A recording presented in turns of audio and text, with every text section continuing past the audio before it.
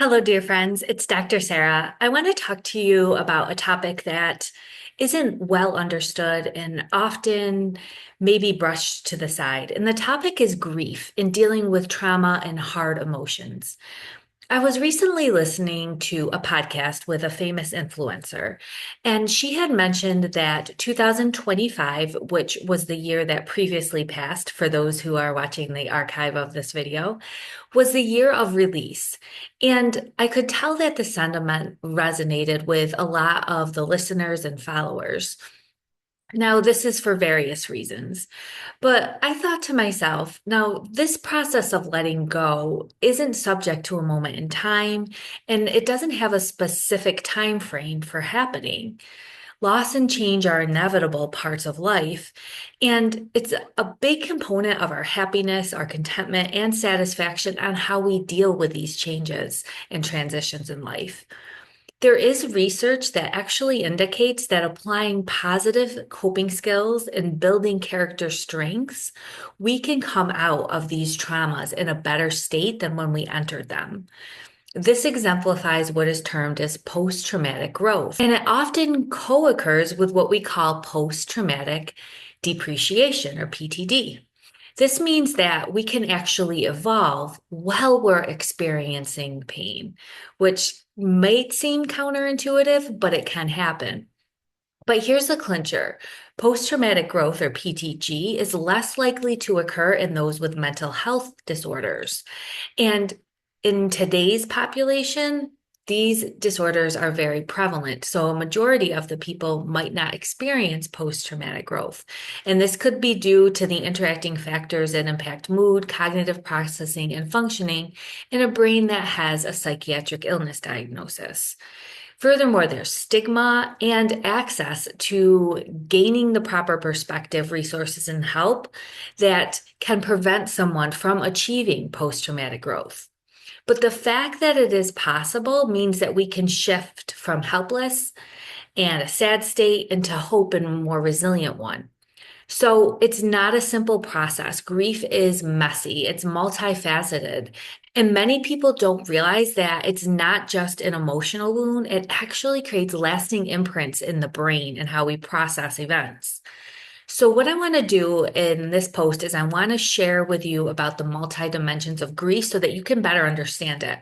Then I want to offer you a tool that might help you process and deal with these losses and traumas in a more meaningful way, hopefully to help you gain post-traumatic growth.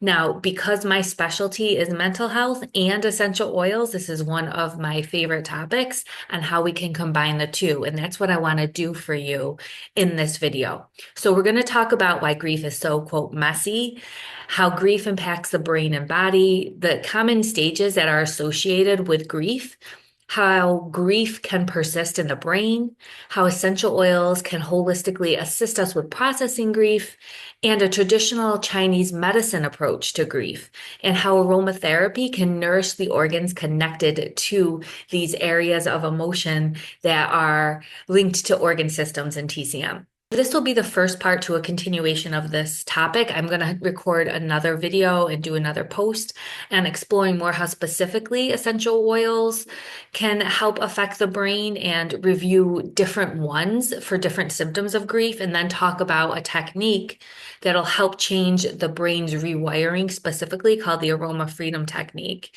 that can help with the trials and dealing with emotions and aim towards more of this post-traumatic growth versus this post-traumatic depreciation.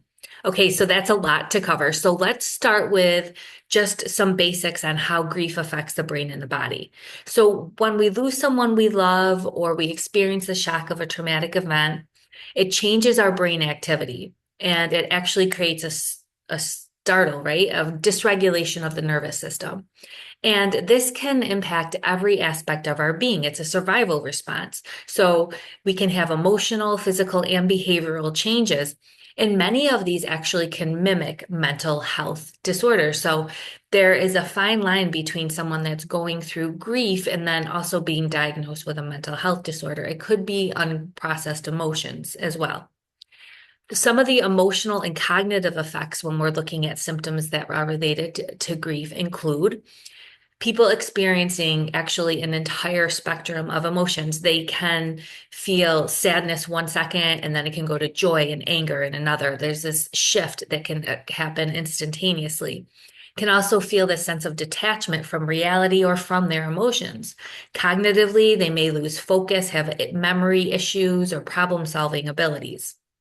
If we look at the physical aspects of grief, it's taxing on the body, constantly being in the state of hypervigilance, and it causes a weakened immune system. It can also cause prolonged headaches, digestive problems, heart palpitations, insomnia, fatigue. Think of the things that relate to chronic stress. If we summarize some of these symptoms, the physical, the emotional, and the cognitive, we can look at some of the most common aspects of grief, including anxiety, a feeling of numbness, sadness, anger, flashbacks if there's PTSD or post-traumatic stress disorder, nightmares from the brain trying to process the trauma, memory loss, being easily startled by certain things, difficulty focusing, which I talked about, feeling detached, and then the physical ailments and poor immune response. So that's kind of what happens with some of the symptoms that occur in the brain and the body with grief. You might have heard that there's different stages of grief, and this is related to the observations from Elizabeth Kubler-Ross, who observed people that were dealing with the grief from dying. The stages are in no specific order: denial, anger. This could be anger at yourself, at God, at others, or even no specific source, just angry. Bargaining with reality, depression, and acceptance. And like I said, these are not linear stages or phases, and not everyone even experiences all of them. You don't have to be complete grief. And some psychologists and mental health professionals actually don't think that these apply to people going through different types of losses. They were specific for the grief of dying, and it could be confusing for people going through grief to try to relate to these stages because there might not be a direct parallel to them. All right, so those are the stages that are associated with grief. And remember, this denial, anger, bargaining, depression, and acceptance aren't necessarily true for everyone going through a loss. What about the fact that it can take some people longer than others to get over grief, or maybe that's such a huge shock, like probably the most extreme one would be the loss of a child. What about that? Now, it's based on individual factors, and there's various different types of grief that are in subcategories, like some that are very traumatic, some, that are prolonged related to other factors. But remember that this emotion itself, this imprint in the brain, can be taxing on the body and on the mind. And those complications that we talked about, those prolonged symptoms, can occur with long-term grief. And studies show that unresolved trauma or grief persists in the brain. It actually makes it harder for someone to, quote, just move on. They can't just snap out of it. The mind continues to replay the event, triggering ongoing emotional and physical responses as if the event is still occurring. So they're constantly getting hyper aroused. And the representation of that trauma actually remains in the limbic system, which is the brain center for emotional regulation. It's actually embedded in the amygdala, which is responsible for threat detection, right? So these people actually feel threatened. And this reinforcement of replaying the traumatic event in the mind and body keep it on a state of high alert. And this heightened state means that even minor cues, things in the environment like a scent, a sound, or phase, anything that can activate these people's stress hormones rather quickly. It's like kind of like a thin wire, right? Like the straw that broke the camel's back kind of a scenario. And as a result, the body can respond as if it's the initial traumatic event is happening again in that moment, over and over and over again, reinforcing this imprint in the brain. So what this does is it leads to difficulties with, quote, moving on, and it can impair functioning and quality of life. And you can get all these symptoms and just be stuck in the state for a long period of time. What I love about essential oils is that aromatic plants affect our mental and emotional states, not just through their biochemical properties, which they do, but instantly through the sense of smell because scent reaches the limbic brain directly. There's no relay system. And it's the brain center for memory and emotion, like I discussed. Actually goes straight to the amygdala. So this triggers emotional responses before we can even consciously interpret them. So we can just smell a smell, and that's why it can instantly change our mood. And what this does is it allows aromatic plants, scent, essential oils to influence deeper layers of the subconscious. And this can support healing and processing of emotions that are embedded in our minds. So just inhaling or even applying essential oils and smelling them, we can support emotional well-being, interrupt that brain signaling, and redirect the neural pathways of that imprinting. So if we're feeling upset, we smell this oil, and all of a sudden there's a pattern interrupt. The brain starts to rewire right through our nose stimuli. Okay. This means is that using essential oils, we can promote feelings of security when, someone is feeling threatened.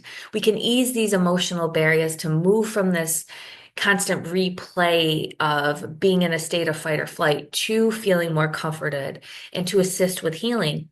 And the biochemical properties, so we have with essential oils, we don't just have the scent, we actually have these biochemical compounds within essential oils that actually balance our physiology and the symptoms related to some of the physical ailments of stress, as well as the emotional components. So I think essential oils can really help with some of these traumas and this grief that people are experiencing. And I think it's important to note that plants all act differently. There's different patterns related to certain essential oils and the interaction between the individual based on the memory-based association of that smell from something in the past, as well as just their smell preferences. And I think it's important to remember that we want to choose essential oils that someone finds comforting when they're in a highly reactive state so that they can get this calming and soothing effect from that essential oil. So that's how essential oils kind of can create this pattern interrupt to help us process grief in the brain. That's an overview. Now I want to kind of switch to a different viewpoint of how we can use aromatherapy through the traditional Chinese medicine viewpoint. And this was presented by a clinical aromatherapist and herbalist I highly respect. She is world renowned. Her name is Jennifer Pressman. And she wrote a post on Chinese medicine and grief. And she talked about how it's related to the lungs. Grief is in Chinese medicine, it's stored in the lungs. And if you think about it, a lot of people get respiratory issues, or they might have a recurring respiratory problem around the anniversary of, say, the death of a loved one or a traumatic event. And this might be that emotion coming up to be processed again. Now, we can't just go for the lungs in traditional Chinese medicine because for every organ where the main emotion is, there's a paired organ. And in this instance, it's the large intestine. And we think about it, so we're taking in and breathing out or releasing this emotion as we're trying to digest it, right? And so we want to support the traditional Chinese medicine organs of the lungs, of the large intestine, and then we'll add as a third the kidney because that enhances our energy. It activates the energy. Jennifer Pressman explains this interconnection as the kidneys supply the energy, the lungs distribute this energy, and the large intestine facilitates the exchange through the transport. And she feels cinnamon, camphora, is the most beneficial and profound essential oil for shifting these emotions because it's sweet, it's uplifting, it can offer comfort to grieving lungs, it encourages healthy functioning of the lungs, and stimulates the movement of the lymph system, which helps stagnant energy. She also offered a grief support nasal atomizer, which comprises of bergamot, ravensara, frankincense, eucalyptus, and rose. And I'm going to have you go ahead and go to the accompanying article to this video where all the resources and references will be to go ahead and get that specific formulation and applications. So if we look at how grief can impact us, it can have a lasting imprint on the brain. It's not just an emotion, and it affects our mind, our physical health, and our behavior. We can use aromatic plants because of the way that scent impacts and goes to our brain and our limbic system, where trauma is embedded. And these essential oils can help to heal by aiding relaxation, reducing stress, enhancing the sense of security to get us out of fight and flight and help us to process the emotion, feel safe enough to move through it and cope with grief and loss. And at the same time, they have biochemical properties that can aid us in the physical aspects of grief that happen when our system is worn down and we get various symptoms. If we look at a viewpoint of Chinese medicine, grief is connected to the lungs, which are balanced by the large intestine and supported by the kidneys. And essential oils like bergamot, frankincense, eucalyptus, and rose can help to nourish these organs and aid in processing and releasing grief emotionally and physically.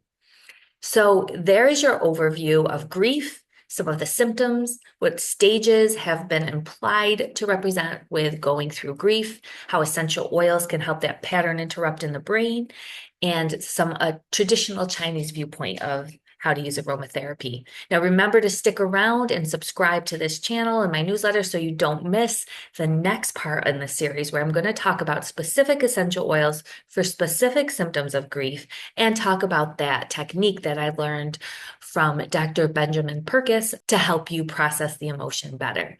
Thank you so much for listening. I wish you many blessings. And for those who need comfort and healing during trying times, I want to say you're in my thoughts and prayers, and I hope that you take gentle care.